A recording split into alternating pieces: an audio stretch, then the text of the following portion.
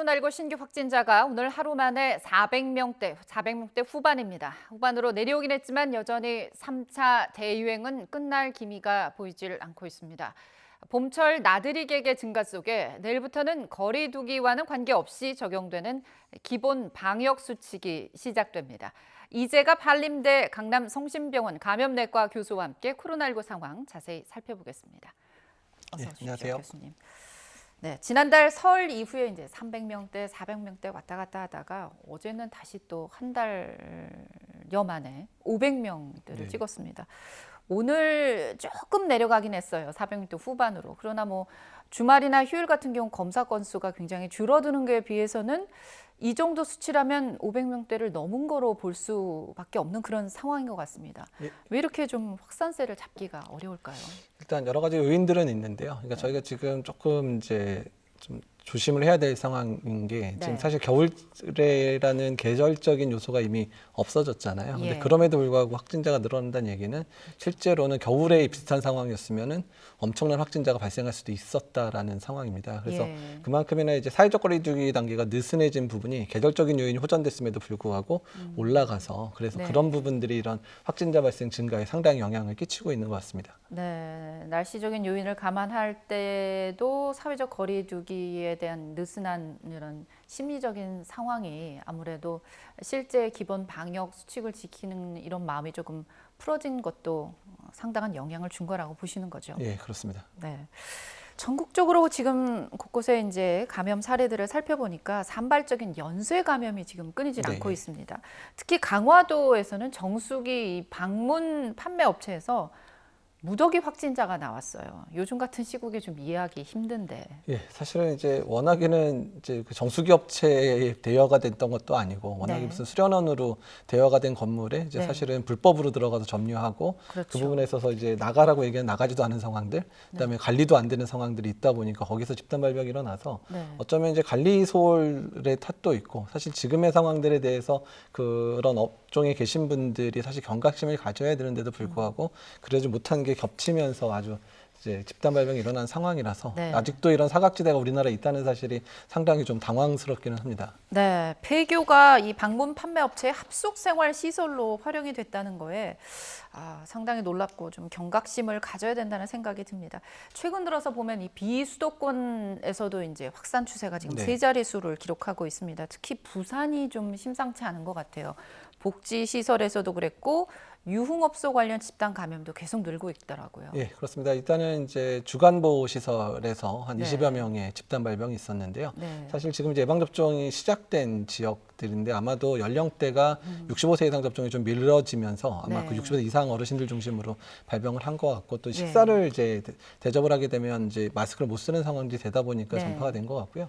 또 냉장업체나 유흥업소에서 이제 확진자가 늘어나고 있는 상황들인데 특히 유흥업소를 저희가 좀 잘 봐야 되는 게 사실 2단계 한창일 때까지 유흥업소가 사실 문을 못 열었었잖아요. 그랬죠. 근데 문을 열자마자 사실 부산뿐만 아니라 전국의 유흥업소에서 계속 확진자들이 나오고 있다는 거는 유흥업소들이 그 영업을 못하는 상황에서 사실 이제 이렇게 영업을 했을 때 안전하게 하는 방법들을 좀 강구하고 문을 열었어야 되는데 사실 그런 준비가 철저히 되지 않은 상황에서 문만 열다 보니까 다시 이제 그런 집단 발병의 그런 근원지가 되고 있는 것 같아서 이거는 좀 관리적 차원에 있어서 좀 강력한 그런 관리의 방법들 또는 안전하게 운영을 하지 못할 거라면 아예 문을 못 열게 한다든지 이런 부분을 다시금 고민해야 될 것 같습니다. 네, 유흥업소 종사자들 같은 경우 다수 이제 유흥업소를 옮겨 다니는 그런 상황에서 일을 하다 보니까 접촉자를 파악하는 데 상당한 어려움이 있는 그런 상황인 것 같습니다.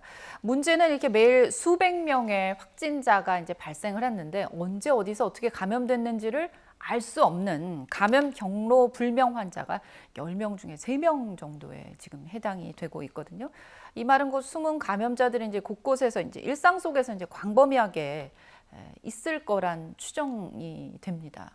예, 그렇습니다. 이제 사실 지금 그러니까 이제 원인이 밝혀지지 않는 경우 30% 넘은 거는 사실 3차 유행 초기의 상황에서 그때 30% 넘었었고 그 이후에 확진자가 급격히 늘어나는 그런 패턴들을 보였었거든요. 그렇기 때문에 지금 상황에 있어서는 이제 지역 사회 내에 또 꽤 많은 환자들이 이미 만연돼 있다라는 부분들이고 네. 그러다 보니까 일상생활에서의 그런 감염자들이 계속 확산되고 있거든요. 그러니까 요 유흥업소는 둘째치고라도 일단 네. 식당이라든지 또한 이제 영업장이라든지 또한 직장에서 또한 가족들 간의 그냥 식사 모임 같은 곳에서도 지금 집단 발병들이 계속되고 있는 거 봐서는 그러니까 지역 사회 내에 그런 많은 감염자들이 정말 있는 상황들이고 그리고 저희가 10월, 11월 달에 이제 3차 유행 시작 전에 이런 패턴들이 먼저 시작되고 나서 갑자기 증가되는 그런 상황을 맞았기 때문에 예. 지금 상황에서 이런 부분들에 대해서 적절하게 통제하지 않으면 조금 더 유행이 커지는 부분들을 또 상황을 맞이할 수도 있기 때문에 경각심을 가져야 된다고 생각이 듭니다. 네. 처음에 이제 교수님이 왜 이렇게 확산세가 십자리 꺾이지 않느냐 할 때 짚어주신 부분이 이제 느슨해진 방역 의식이라고 했습니다. 오늘 아침에는 좀 봄비가 내렸고 어제도 비가 좀 많이 왔습니다. 그럼에도 불구하고 곳곳마다 이제 나들이객들이 날씨도 조금 따뜻해졌고 곳곳에 이제 꽃들도 피고 하니까 그동안 이렇게 억눌려졌던 그런 마음들이 조금 느슨해질 수밖에 없는 그런 환경들이 조성되고 있는 것 같아요. 제주만 해도 7월에 벌써 이번 달 다 가지도 않았는데 70만 명 가까이 다녀갔다고 하거든요. 정말 이러다가 유행이 더 커지진 않을까 걱정이 될 수밖에 없는 그런 부분들입니다. 네, 사실 이제 많은 분들이 1년 넘게 사실 많이 지쳐 있었고요. 특히 겨울 내내 이제 사회적 거리 단계가 2.5단계, 뭐 2단계 이런 식으로 높게 유지된다다가 심지어 5명 이상 이제 모임도 금지되다 보니까 이제 정말 이제 답답하다 못해서 밖에서 그냥 이렇게 바람이라도 좀 쐈으면 좋겠다라고 하는 그런 마음들이 있을 것 같은데요.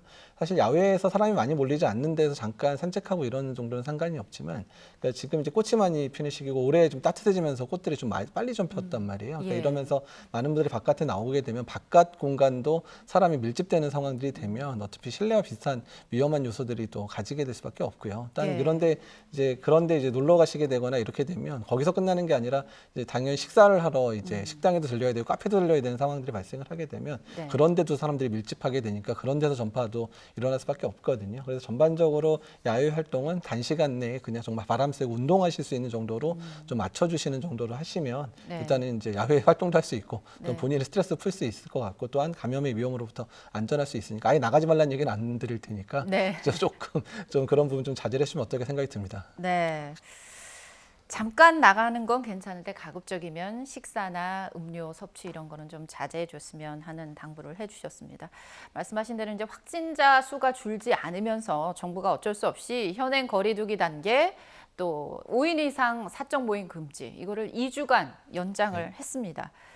여기에 더해서 내일부터는 거리두기 단계와 상관이 없이 항상 지켜야 하는 기본 방역 수칙이 더해진다고 하거든요. 효과가 좀 있을까요? 일단은 이제 기본적으로 이제 고위험 시설이나 이런데 특히 사람이 많이 몰리는 곳에서 음식이나 이런 취식 자체를 아예 이제 금지를 하겠다. 그래서 계도 기간 거치고 벌금을 낼 수 있겠다. 이제 이렇게 좀 강력하게 이제 카드를 꺼냈는데요. 사실 저 부분들이 3차 유행 때 일시적으로 시행이 됐었는데 그런 업종들 중에서 이제 간식이나 이런 것들을 먹는 그런 데서 반발이 심해서 일시적으로 이제 없어졌었던 부분들인데 다시 한번 이제 카드를 꺼낸 것 같기는 합니다. 어쨌든 간에 이제 이런 부분에 있어서 가장 중요한 거는 그러니까 이게 강력하게 제재하고 이런 부분도 뭐 중요할 수는 있지만 그 부분에 있어서 그 취지를 공감할 수 있도록 국민들에게 잘 설득을 하고 국민들이 자발적으로 지킬 수 있게 하는 게 상당히 중요하거든요. 그래서 그런 부분들에 대해서 좀 잘 설명을 하고 또 홍보를 하는 그리고 그런 게 왜 위험한지에 대해서 잘 알려주는 게 동시에 이루어져야지 이런 부분들이 강화된 수칙들이 잘 지켜질 수 있을 거라 생각을 하고 있습니다. 네. 그런데 말이죠. 일각에선 현행 거리두기 단계를 지금 계속 해오고 있는데 확진자 수가 줄어들지 않는 걸 보면 과연 이게 효과가 있는 건가? 새로운 거리두기 체계가 필요한 거 아닌가라는 지적도 있습니다. 정부도 지금 고민을 해서 어느 정도 안은 마련해 두고 있다고는 합니다. 교수님은 어떻게 보십니까? 일단 이제 새로운 거리두기 안이 거의 이제 만들어지긴 했었는데요. 근데 다만 그 안 자체가 지금의 상황들로 이제 대입을 해버리면 이제 그 새로운 4단계 중에 2단계에 해당되는데 2단계 조치가 지금의 2단계보다 완화된 형태가 돼요. 그러니까 지금 상황에서 새로운 거리두기 단계로 넘어가게 됐을 때 이제 완화된 측면들에 대한 강조점들이 생기게 되면 사람들로 하여금 더 느슨해지게 하는 그런 부분들, 특히 9명 이상 금지로 바뀌게 되거든요. 그러니까 그 부분들에 있어서 정부 차원에서 아직까지는 이제 그런 상황이 이루어지지 않았다 생각해서 계속 연기를 하고 있는 상황인데 만약에 그럴 만한 상황이라 그러면 새로운 거리두기 단계를 조금 더 강화해서 만들어서 조금 더 사람들이 더 잘 이제 거의 동참할 수 있도록 하는 방법들을 찾는 게 나을 수도 있거든요. 그러니까 지금의 거리체계가 좀 오래되고 이러면서 누더기처럼 이제 자꾸 뭔가 끼워지는 형태가 됐다면 새로운 거리두기 체계를 좀 더 세밀하게 만들어서 좀 빨리 넘어가는 것도 방법이 될 것 같습니다. 그렇군요. 이제 백신 얘기로 좀 넘어가 보겠습니다. 우리나라에서 백신 접종이 시작된 지 이제 한 달이 지났는데요. 일단 정부의 종합적인 평가 들어보고 다시 교수님과 얘기 나눠보겠습니다. 지난 2월 26일에 요양병원 요양시설에서 예방접종이 처음 시작되었고 약 한 달이 지났습니다. 현재까지 접종률은 대상자 대비로는 84.2%, 동의자 대비로는 93.2%를 보이고 있습니다. 이번 주 3월 23일부터는 집단 감염에 취약하고 감염 시 치명률이 높은 요양병원에 계신 65세 이상 어르신들을 대상으로 예방접종이 진행되고 있습니다. 다음 주 4월부터는 75세 이상 어르신 대상 예방접종이 각 지자체별로 시작됩니다. 네, 정리를 해보자면 현재까지는 접종 동의율 또 접종률 모두 계획됐던 대로 차질 없이 진행이 되고 있다는 겁니다. 그리고 다음 달부터는 75세 이상 어르신들도 이제 접종을 하게 되는데요. 그렇다면 일반인 대상 접종은 언제부터 좀 가능할까요? 예, 일단 이제 75세 이상 어르신들이 이제 지역사회에 계시는 어르신들이 접종을 하는 거니까, 그러니까 네. 일반인 대상의 접종은 4월부터 이제 시작된다고 보시면 될 거고요. 예. 그다음에 65세 이상이 6월부터 시작이 되고요. 그다음에 65세 미만에 대한 분들이 7월부터 계획이 되고 있습니다. 다만 이제 백신의 수급 상황에 따라서 좀 당겨질 수도 있고 조금 연기될 수도 있기는 한데요. 네. 일단 지금의 계획대로라면 전반적인 접종 속도가 빨라지는 거는 이제 4월부터 그리고 정말 이제 본격적인 접종은 이제 6월부터 시작이 되기 때문에 6월 이후에는 하루에 한 2-30만 명 이상, 많게는 한 50만 명 정도까지 접종을 하게 되면 한 7, 8월까지는 정말 많은 사람, 2-3천만 명 이상의 국민들이 1차 접종을 하게 되는 그런 상황이 맞이할 수 있을 거로 생각이 됩니다.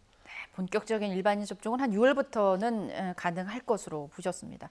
이른바 이 쥐어짜기 주사기죠. 최소 잔여형 주사기, LDS를 사용해서 백신 잔여량이 조금이라도 있거나 여분이 있을 때 누가 맞을지를 두고 이제 일부 의료기관에서 조금 갈등이 빚어지고 있는 모양입니다. 이 문제는 좀 어떻게 풀어야 될까요? 네, 일단은 이제 사실 정부 차원에서 이제 백신을 이제 나눠줄 때 만약에 자녀분에 대해서는 이런 원칙에 맞춰서라고 얘기를 했었으면 의료기관 내 혼란이 없었을 수 있는데 네. 다만 이제 의료기관들 특히 이제 종합병원, 큰 병원들은 자기 자체 내 규정을 통해서 접종을 이뤘기 때문에 크게 뭐 갈등 요인이 없긴 없었습니다. 근데 네. 다만 이제 그런 가이드를 적용하기 힘든 이제 좀 회색지대에 계신 분들이 좀 있거든요. 그러니까 이제 비정규직이지만 또한 병원 내에서 그런 이제 간접적으로 확진자 노출될 수 있는 이런 분들이 좀 소외된 부분들이 조금 있습니다. 그래서 예.